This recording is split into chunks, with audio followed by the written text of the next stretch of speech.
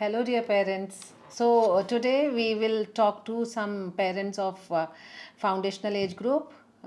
1 साल से 6 साल के बच्चों के पेरेंट्स से कुछ बातें आज हम करेंगे। का बच्चा भी छोटा है, तो आप ये कभी मानिए कि बच्चे को कुछ पता नहीं चलता, कुछ समझ नहीं आता।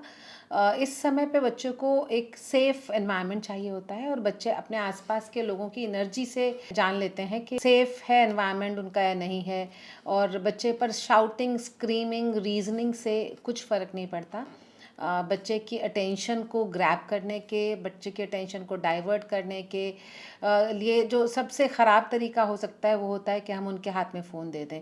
क्योंकि अगर बच्चा इस एज में स्क्रीन यूज़ करता है, मोबाइल फ़ोन यूज़ करता है, तो ना केवल उसका आँखों पे फ़र्क पड़ता है, उसका फोकस, उसकी अटेंशन और उसका ग्रोथ और डेवलपमेंट पे भी बहुत फ़र्क पड़ता है। क्योंकि मोबाइल फ़ोन के यूज़ से उसका जो एनवायरनमेंट है वो हाइपर स्टिमुलेटेड रहता है। साउंड्स हैं, चाहे वो लाइट्स है, चाहे वो किसी भी तरह का इफ़ेक्ट है, वो उसके सेंसोरियल डेवलपमेंट पे भी असर डालता है।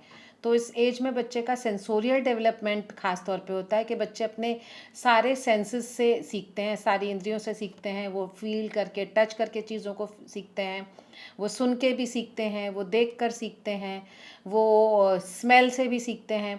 तो अगर हम बच्चे को मोबाइल फ़ोन देते हैं और उसमें इंगेज करते हैं, तो बच्चे की सेंसेस डेवलप होना बंद कर देते हैं। तो बच्चे को ना आसपास क्या हो रहा है, ना स्मेल से पता चलता है, ना टेस्ट का पता चलता है। अधिकतर पेरेंट्स बच्चे को खाना खिलाने के लिए भी उनके हाथ में मोबाइल फ़ोन देते हैं, जो कि उसके लिए बहुत ख़तरनाक है। एक तो बच्चे को टेस्ट का सेंस डेवलप नहीं होता ठीक से, दूसरा ये जो स्क्रीन की आदत है एक बार लगने के बाद छुटती नहीं है। बच्चे के साथ आप फिजिकली गेम्स क्रिएट करके, आप मतलब ज़्यादा एनर्जी नहीं लगती है बच्चे के साथ अगर आप क्रिएटिव हैं और आप प्लान कर लेते हैं।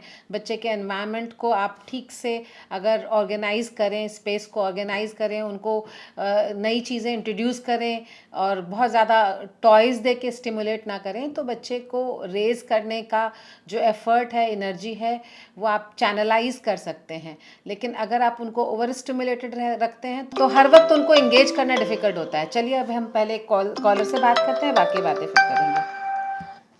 हेलो। हेलो। हाँ जी मैम, नमस्ते ma'am. Thanks for calling Sunday support circle. About regarding my son, and my son is 1 year old, right. and he does not play with any toys and keeps fidgeting with the things all the time. So oh. because of this, I feel very exhausted, and it's very difficult to keep up with his energy. So can you please tell me what should I do in this case? Oh, I completely understand. Uh, I was just talking to audience about this only, that अगर बच्चों को over stimulate रखते हैं हम ज़्यादा toy से, तो बच्चे टॉयज़ में इंटरेस्ट तो लूज़ कर ही जाते हैं और उसके बाद वो इरिटेटेड भी हो जाते हैं। तो मैम, 1 साल का बच्चा है, वो उसने मूव करना शुरू किया होगा।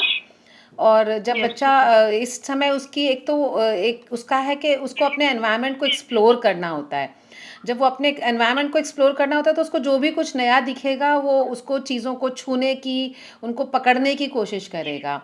और बच्चे के लिए एक तो आप फिज़िकली सेफ़ एनवायरनमेंट जनरेट करें कि कोई Okay, मैट्रेस, ma'am. कोई रग लगा के एक सेफ़ स्पेस उसके लिए आप क्रिएट करें।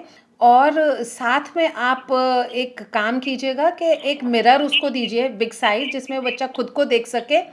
Then you would see a Okay, ma'am. Lot of difference, because when child sees another image of himself, the child responds to that image and it becomes very engaging.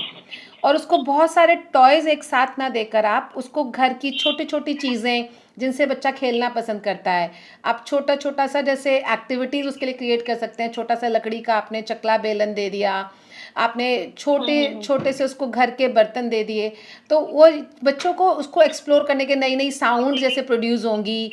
उसको different touch के fabric आपने उसके आस-पास रखे, तो उसको different touch feel होएगा। तो जितना भी आप बच्चे के सेंसोरियल डेवलपमेंट को इस वाली एज में ऐड कर सकते हैं, आप उसके लिए कोशिश कीजिए, और बहुत सारी चीज़ें एक साथ नहीं दीजिए। तो there are things that I Okay. Have told you. One, provide a safe space where the child can move freely. You don't have to restrict the movement, you have to create a safe space for the movement. That's number one. Second is, introduce something new in his environment every day, not too many things, but something which is safe and which draws attention, and let the child explore that. Likewise, summer season है, आप बच्चे को छोटा सा एक splash tub provide कर सकते हैं. Children like to play with water. You can provide a small sand pit also. So एक छोटे से टब में आप सैंड फिल कर सकते हैं, बच्चा सैंड से खेल के भी सीखता है. सो जितना आप उसको नेचुरल एनवायरनमेंट क्रिएट कर सकते हैं और बच्चे को फ्रीली खेलने को दे सकते हैं, बच्चे का डेवलपमेंट उतना ही अच्छा होगा. Secondly, introduce different smells, like safe smells for the child in the environment, slowly and gradually. Different touch, different things that the child can see and explore, and I'm sure you will be able to manage the child's energy. Plus at the same time you should uplift your energy also.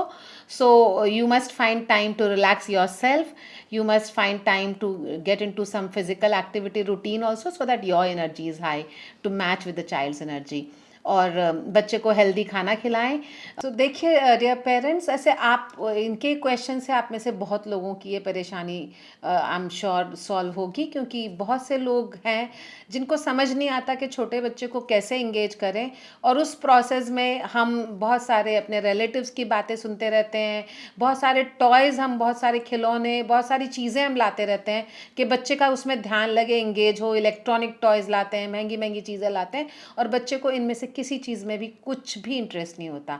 क्योंकि बच्चे के जो natural development में चीज़ें add करते हैं, जो environment add करता है, अगर वो एनवायरनमेंट आप क्रिएट करेंगे तो बच्चे के डेवलपमेंट में बहुत इफ़ेक्टिव होगा.